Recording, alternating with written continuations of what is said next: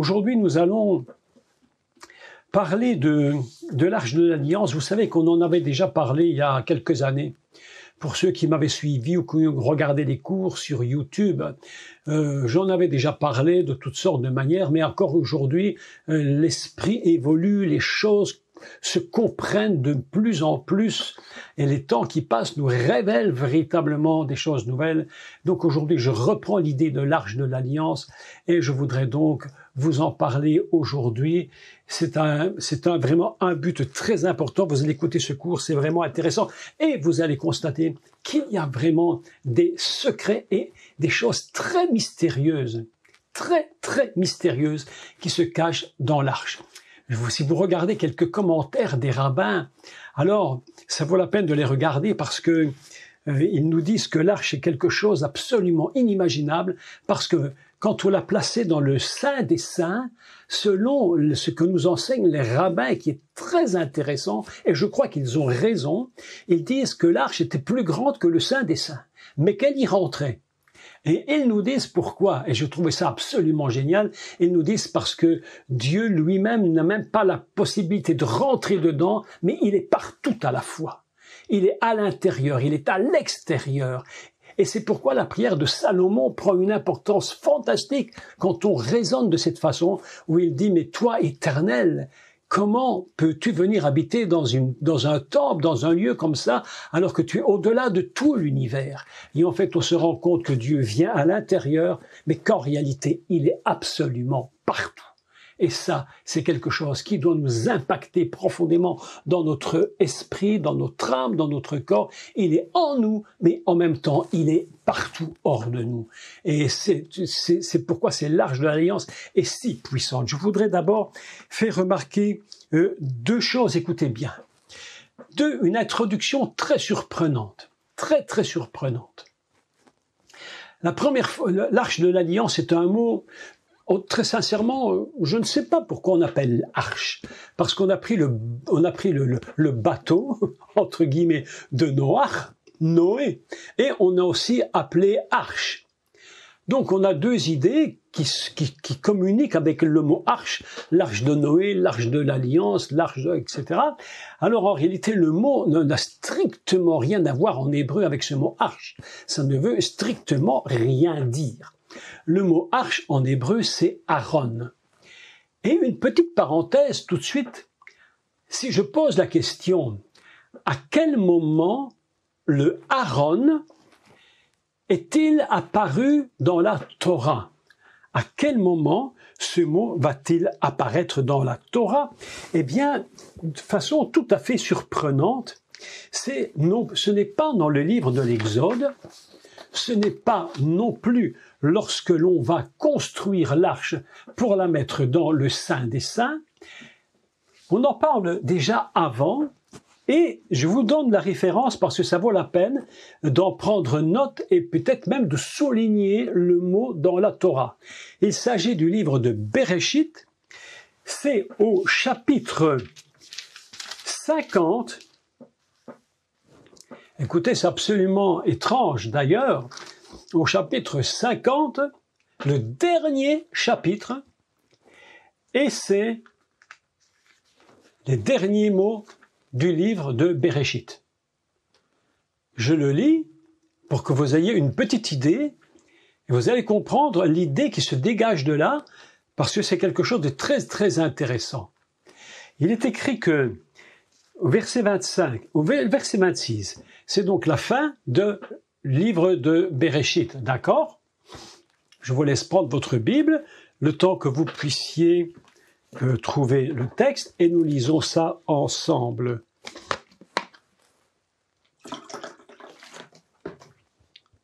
J'espère que vous avez tous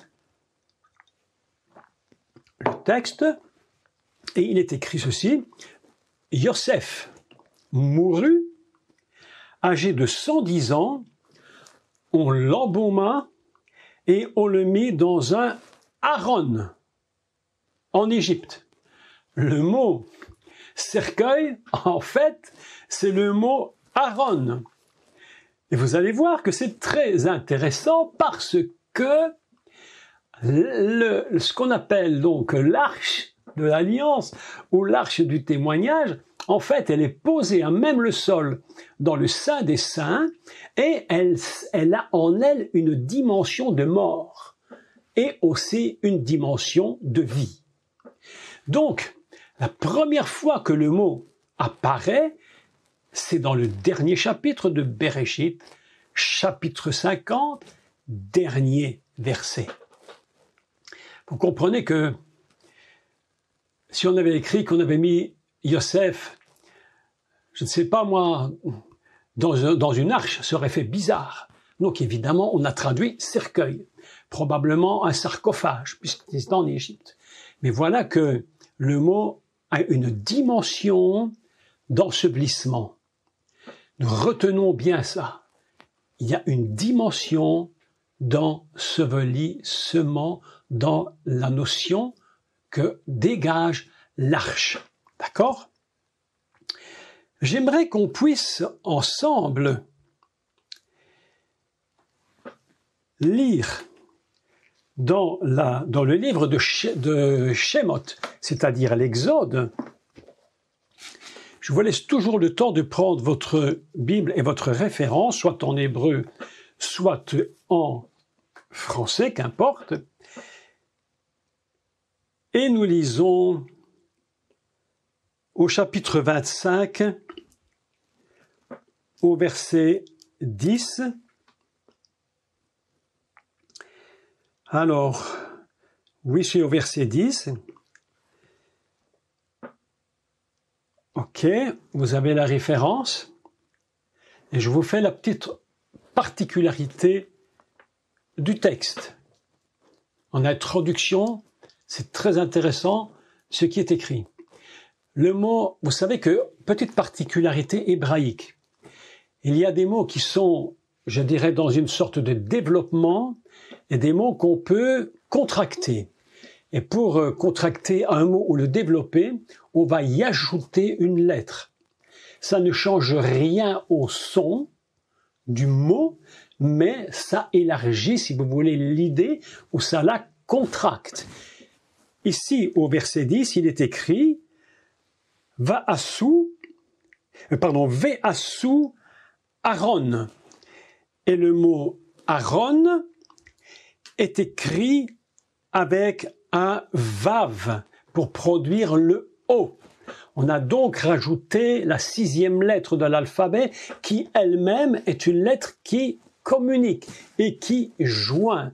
La lettre Vav, nous l'avions appris dans les cours sur l'alphabet hébraïque, c'est la lettre Vav qui va être utilisée nombre de fois dans la Torah et spécifiquement dans le tabernacle. Parce que les crochets qui attachent les tentes, en fait, qui attachent les toiles ensemble, on appelle ça des vaves. Vav au pluriel, vavim, c'est-à-dire des choses qui s'attachent l'une à l'autre. D'accord ? On appelle ça donc des crochets, des clous, etc. Donc, on va rajouter dans la première lecture, le mot Aaron est un mot qui est complet. On va dire qu'il contient un vav. Et le vav nous représente toujours, c'est ce lien qui est lui-même très intéressant parce que ce lien va produire une lettre donc qui va nous donner la notion de l'alliance. Il y a toujours un lien entre Dieu et l'homme par l'alliance. Nous en avions parlé longuement, donc je vous propose, pour ne pas rentrer dans trop d'explications maintenant, de retourner si vous n'avez plus la mémoire de la chose ou si vous ne l'aviez pas entendu, d'aller sur le site, d'aller dans la classe privée et vous regardez la lettre Vav. Donc ici, dans la première fois, donc Ve'asu, Aaron avec un Vav. Et donc Aaron, sa valeur est de 257. 257. Alors, j'ai calculé, je me suis dit, mais ce 257 a un sens, évidemment. Ce n'est pas n'importe quoi. Le 257 a un mot intéressant, a deux expressions dont la première fois que la valeur 257 apparaît dans la Torah. Ici, on fait de la Torah, de l'étude de Torah, du dévoilement de texte, d'accord? C'est ce qu'on fait pour vous montrer comment la Torah fonctionne avec génie. C'est un génie. 257, c'est la première fois qu'il apparaît, c'est dans le mot Vayomer. Vayomer Elohim. Il a dit. Il a dit. Il y a donc une idée fondamentale dans la notion de Torah, c'est que l'arche avec un vav, la première fois, ils me feront une arche, ils me feront en réalité, si on traduit littéralement, ils me feront une armoire. Parce que le mot Aaron, en réalité, c'est une armoire. Tout simplement. Et même en hébreu moderne, si je ne m'abuse, je crois avoir bien posé la question, le mot armoire, c'est le mot Aaron.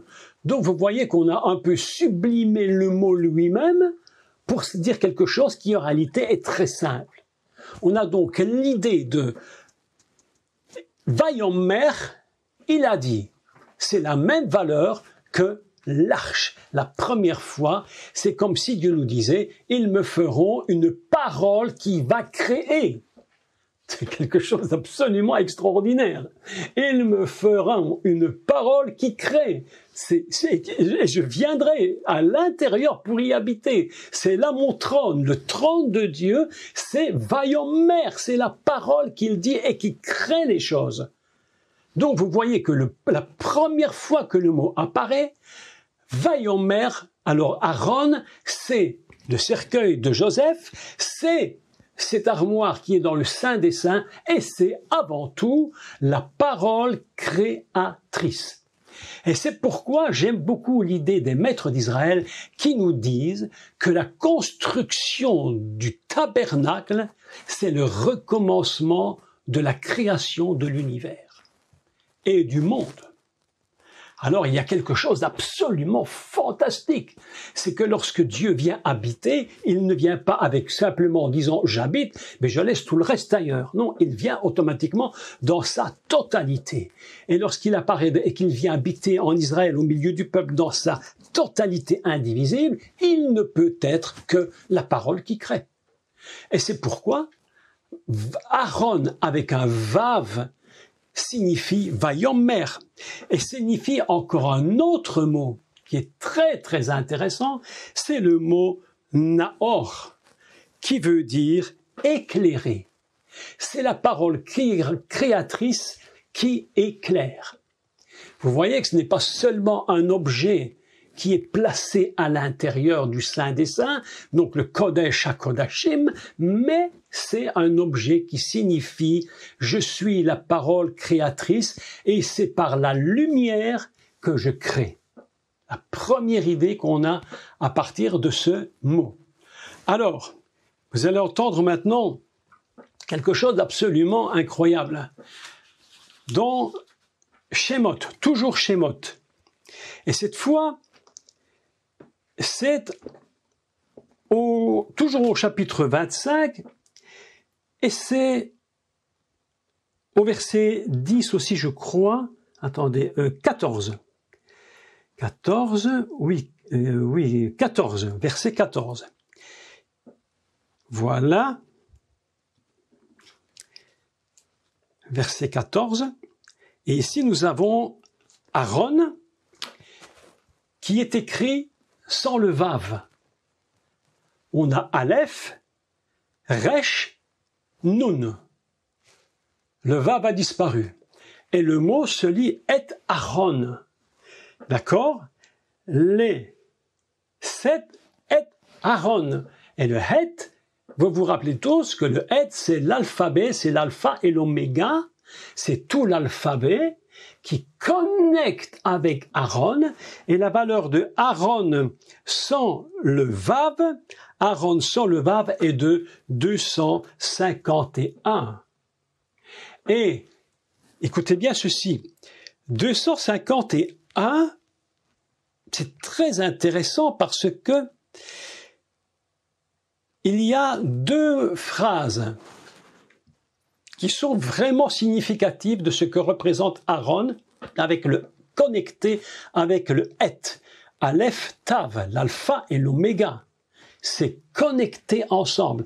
Et Aaron, sans Vav. 251, c'est qu'est-ce qui est équivalent?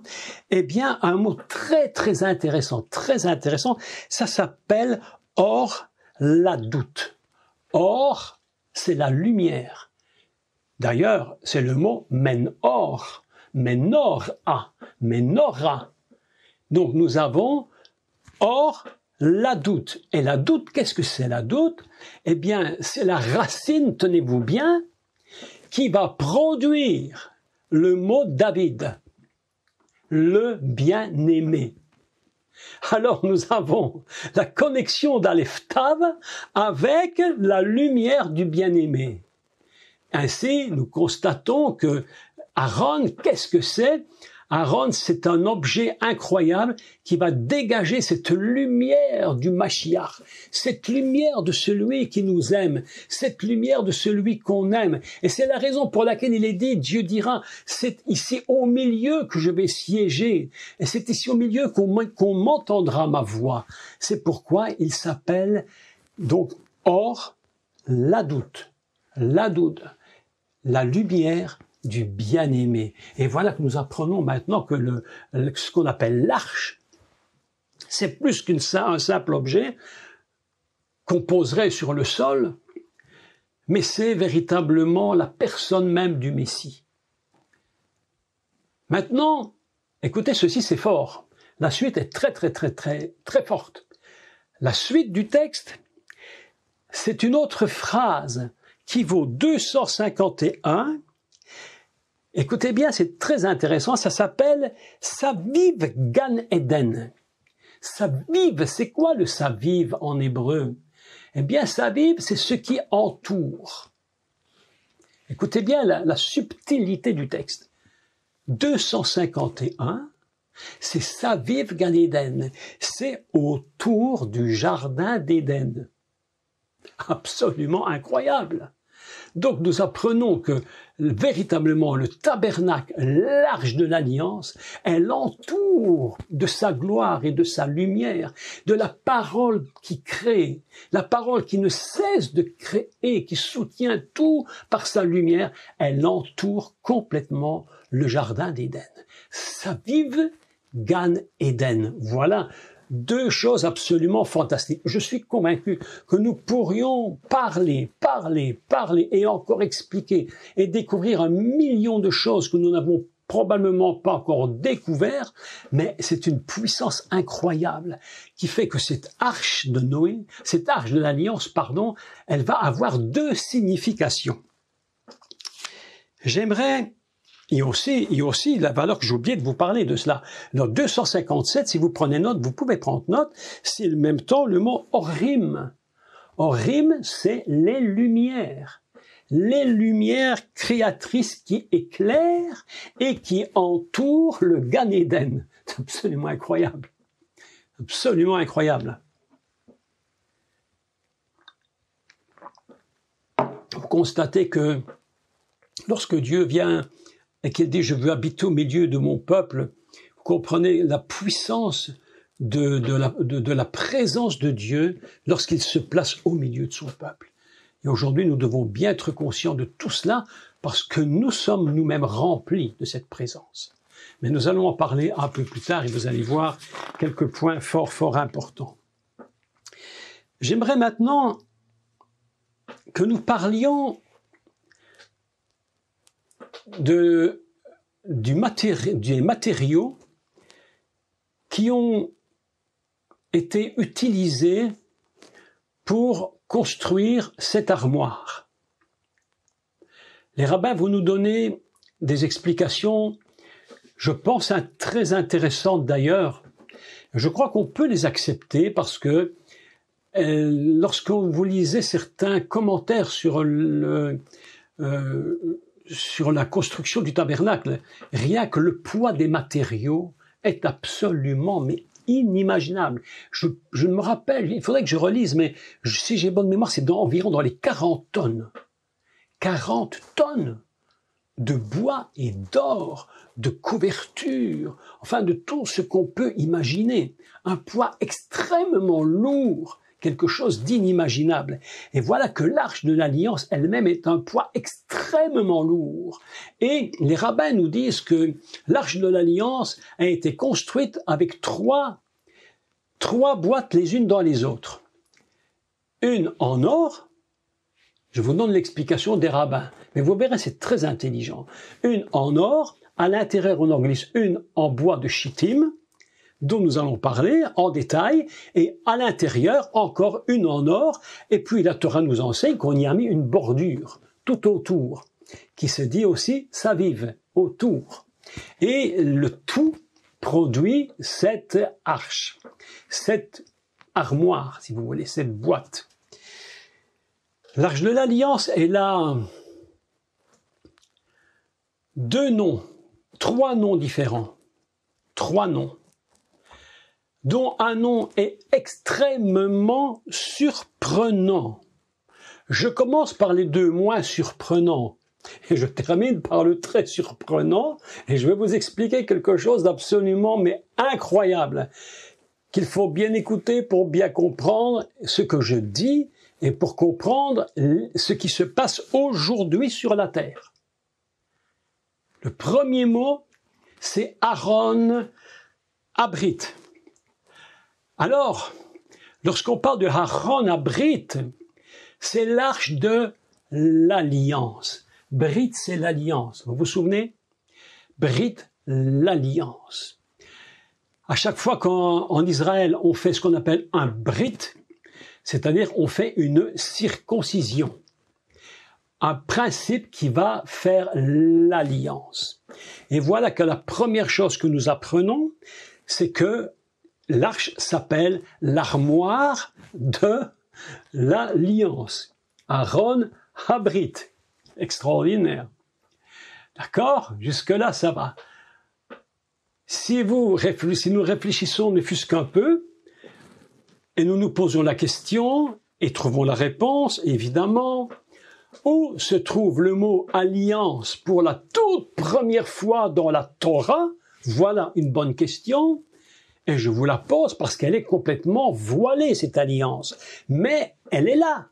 Et c'est à nous de découvrir où elle se cache. Eh bien, où se cache pour la première fois le mot Brit dans la Torah?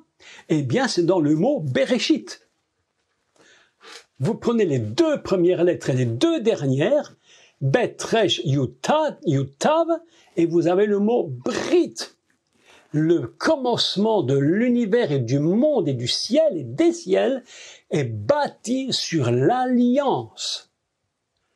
Nous avons donc Aaron Abrit, et ce qui est absolument fabuleux, c'est que nous apprenons que l'arche est aussi un commencement de tout l'univers et de toute la création. Il y a là un grand secret. Et c'est pourquoi je pense que les rabbins ont millions de fois raison de dire que le tabernacle, c'est un recommencement de l'univers et du monde. Ce n'est pas n'importe quoi. Et c'est pourquoi souvent je vous ai enseigné que le Mashiach lui-même, Yeshua, est un personnage inimaginable. Et quand je dis un personnage, je ne veux pas réduire sa personne, au contraire, mais il est l'alliance de tout l'univers. Il est la création de tout l'univers. C'est ce que nous dit l'apôtre Paul. Tout est par lui, rien n'est sans lui, tout est soutenu par lui. Il est le principe fondamental de l'alliance. Il est lui-même l'arche de l'Éternel.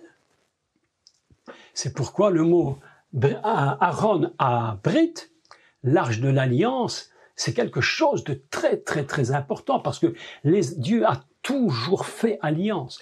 Vous comprenez pourquoi? Vous comprenez donc pourquoi Dieu, Elohim, Hachem, a toujours fait des séparations. C'est pour produire une alliance volontaire. Dieu dit, je fais alliance, est-ce que mon Adam va aussi accepter mon alliance? Et voilà qu'il va dire, je viens habiter au milieu de vous, mais pas n'importe comment, je viens habiter au milieu de vous à condition qu'on fasse alliance. Et c'est pourquoi il est écrit un petit mot absolument incroyable et important, le petit mot V. Le Vav, ils me feront ve'asouli une arche et j'habiterai. Le petit « et », c'est le lien entre l'Adam, la notion adamique et le peuple d'Israël et l'Éternel lui-même. Cette petite lettre « vav », c'est l'alliance. L'alliance. Je suis absolument étonné lorsque je relis les mots hébreux « vayomer », « vaikra », à chaque fois que le petit « vav » se met au début, vous savez ce qui se produit? L'alliance entre hier et demain. C'est ce qu'on appelle le vav conversif, celui qui est capable de transformer le passé en futur et le futur en passé. Il en fait une alliance avec les deux, il les rejoint ensemble et on ne sait plus ce qui est hier ou demain. C'est absolument incroyable. Et voilà que l'arche de l'alliance, elle s'appelle Aaron Abrit. Absolument fantastique. Vous voyez que l'arche de l'alliance, c'est un commencement du monde. C'est le recommencement de toutes choses. Et c'est pourquoi le Mashiach Yeshua va dire « Toutes choses anciennes ont été passées et tout redevient nouveau ». C'est le but de Dieu, c'est de faire un lien avec le Père et de recommencer tout à zéro. Nous repartons grâce à l'alliance Aaron Abrit. Le deuxième mot pour définir cette boîte, cette armoire, c'est Aaron Edut. Qu'est-ce que c'est Edut? Edut, c'est le témoignage. C'est le témoin.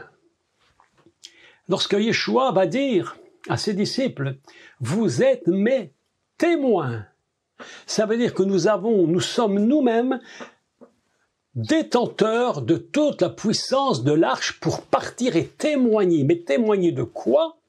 Témoigner évidemment de l'alliance qui est produite comment? Eh bien, elle est témoin, Aaron est doute, parce que à l'intérieur, il y a donc trois choses fondamentales qui sont ce qu'on appelle les lourotes, c'est-à-dire les tables de la loi, dont il faudrait, et dont on a parlé plus d'une fois, mais il faudrait en parler, en reparler, en reparler, parce que les tables de la loi, c'est quelque chose d'absolument incroyable, inimaginable. Les tables de la loi, ça représente la totalité de la nature divine. Et là, il y aurait vraiment une quantité de choses très importantes à expliquer, dont nous allons peut-être prendre du temps un peu plus tard pour repenser tous les 10 paroles. Vous allez voir que c'est extraordinaire. Ces 10 paroles, entre autres, ces 10 paroles, c'est pas n'importe quoi. Elles ne sont pas dans l'arche par hasard, parce qu'il y a un secret dans les 10 paroles. Je voudrais, mais peut-être on va prendre un peu de temps pour le faire, parce que ça vaut la peine que vous preniez maintenant Shemot et au chapitre 20. On va lire le chapitre 20 à partir du verset 1. Écoutez, ceci c'est très important. Pourquoi l'Aaron s'appelle-t-elle Aaron Edut? Et qu'à l'intérieur, on y a placé les 10 paroles sur des tables de pierre qui n'ont pas été écrites de main d'homme, mais uniquement Dieu lui-même les a écrites. Mais écoutez le mystère que je vais vous dire. Parce que vous allez voir que Aaron contient à l'intérieur, encore une fois, quelque chose d'absolument sublime. C'est un recommencement de tout l'univers et du monde entier. Comment les 10 paroles peuvent-elles avoir une telle puissance? Je vous demande de lire avec moi maintenant en hébreu. Vous pouvez le lire en français, mais il faut le lire en hébreu, sinon ça ne fonctionne pas. Mais vous pouvez le lire en français, bien sûr, et je commente en hébreu. Et je lis Shemot 25, Kafé, et on lit à partir du verset 1. Écoutez ceci. Vaidaber Elohim et kol hadevarim ha'ele lemor. Je répète, ça paraît extrêmement basique. Qu'est-ce qui est écrit? Dieu parla, écoutez les mots, kol, toutes. Pourquoi il dit kol? Pourquoi il n'a pas dit je sais pas moi, Veidaber Adonai et Devarim, est à Devarim. Pourquoi Kol à Devarim? Il a dit toutes. Il insiste sur la totalité de toutes les paroles à les morts. Ces paroles-là, en disant. Vous savez quel est le secret du texte? Vous savez le secret de ce texte? Ce texte-là, écoutez bien, est écrit de la même façon au niveau du nombre de mots et du nombre de lettres que le début de la Torah.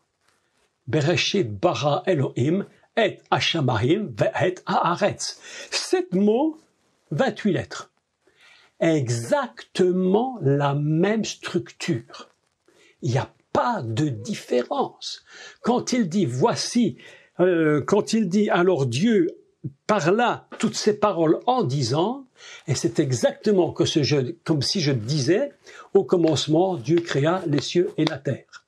Et les cieux et la terre sont bâtis sur quoi? Sur l'unité fondamentale de la parole de Dieu en 7 jours et tout ce qu'on peut en sortir sur les jours, le nombre de mots, le nombre de lettres, etc. Ainsi, ce qu'on appelle Aaron Habrit, c'est amusant, Aaron Hedut, c'est amusant, contient à l'intérieur tous les mots du commencement de l'univers. Et lorsqu'il dit, voici ces paroles que Dieu dit, toutes ces paroles, il insiste sur le kol, c'est-à-dire kol va produire un mot qui est le réceptacle, il va produire le réceptacle de tous les mots qui sont en réalité les 10 commandements qui sont le commandement du monde et de l'univers. C'est absolument incroyable. Et tout ça est à l'intérieur de l'arche, de la boîte. Vous imaginez maintenant la puissance des mots. Non, on va le faire. Je vous promets qu'on va le faire. On va étudier les 10 commandements, lettre par lettre, mot par mot. Calculer le nombre de mots et le nombre de lettres. C'est absolument stupéfiant. Stupéfiant. On se dit, mais comment est-ce possible qu'à l'intérieur de cette boîte, il y ait une telle puissance? Et Dieu dit, c'est là que je parlerai avec Moïse. Quand Moïse est monté là-haut sur la montagne, il a vu ces choses. C'est extrêmement puissant ce que je vous dis. Extrêmement puissant. Donc, c'est une petite parenthèse, mais vous imaginez, s'il faut cette parenthèse la développer, on en a pour des heures. Donc je passe sur les 10 paroles, on en reparlera plus tard. Mais il y avait encore autre chose. Il y avait ce qu'on appelle la branche qui était morte, la verge d'Aaron qui était morte et qui a fleuri et qui a porté des amandes. Et cette branche, elle représente la mort et la résurrection.